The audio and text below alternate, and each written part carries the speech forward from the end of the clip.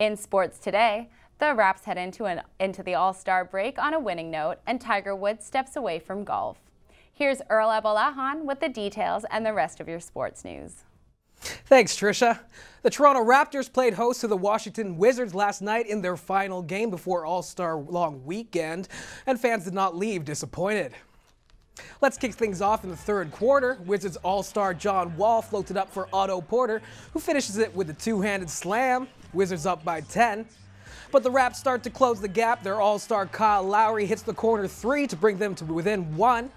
2 minutes later, tie game. Raps show off some impressive ball movement. Lou Williams finishing it off with a 3 of his game-high 27, gives Toronto the lead. Under 20 to play, game tied yet again. DeMar DeRozan gets himself into some trouble, but he recovers to get the circus shot to go. Raps up by 2 with just 13 seconds to play. Final possession now. Wall looking for the game-tying 3, but he can't get it to fall. Raps win 95-93.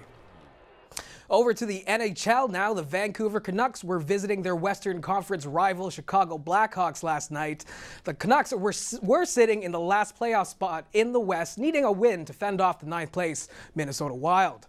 Third period, Canucks leading 4-2 with the Blackhawks on the power play. Patrick Kane tees it up for Duncan Keith. Brandon Saad is there in front to tip it in by Eddie Lack. Blackhawks within 1. Under a minute to play now. Marian Hossa breaks up the wing. He somehow finds a hole in Lack. Hawks tie it up. To overtime we go. Canucks pin the Hawks in their own end. The Teen Twins play give and go. Henrik finds Daniel in front. And he sneaks it by Corey Crawford. Canucks take it 5-4. Bad news for golf fans. Tiger Woods says he'll take a leave of absence until his game is back up to snuff. Woods had poor performances in his first 2 outings of the year. Woods shot a career-worst 10 over 82 in the second round of the Waste Management Phoenix Open on the way to a last-place finish. A week later, Woods withdrew from the Farmers Insurance Open after dealing with pain in his surgically repaired back throughout his first round. Woods made the announcement on his website yesterday, saying he needs time to heal and get his game back into full form. He says he's aiming to return to PGA action in 2 weeks at the Honda Classic. Now with a look at what Mother Nature has in store, here's Kendra Hamilton. Thanks, Earl. Well, it is a cold one out here today with a high of just minus 12 degrees, and with the wind chill, it's feeling like minus 22. Tonight, we'll hit a low of minus 23 that will feel more like minus 34 as we kick off a chilly end to the week. Another cold and snowy day tomorrow with a high of minus 12 that'll feel more like minus 20 and a low of minus 24. Temperatures should warm up a bit for Valentine's Day with a high of minus 6 and a low of minus 17, but that is still cold enough to want to keep your snuggle buddy close by. That's it for your full 3-day forecast. Now back to you, Trisha.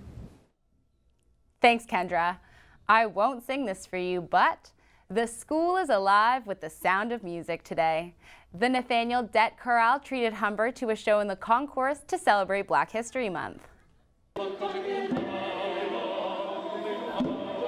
The world-famous vocal group specializes in Afrocentric music, from classical and gospel to jazz and blues. And there's always a Humber connection. 2 members of the choir are Humber grads. Have a listen.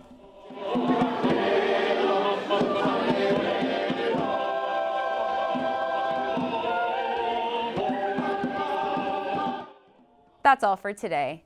For details of these stories and more, check out humbernews.ca. Humber News is produced by students in the journalism program at the North Campus. I'm Trisha Chan. Join us tomorrow for our next news update. We leave you today with more from the Nathaniel Dett Chorale.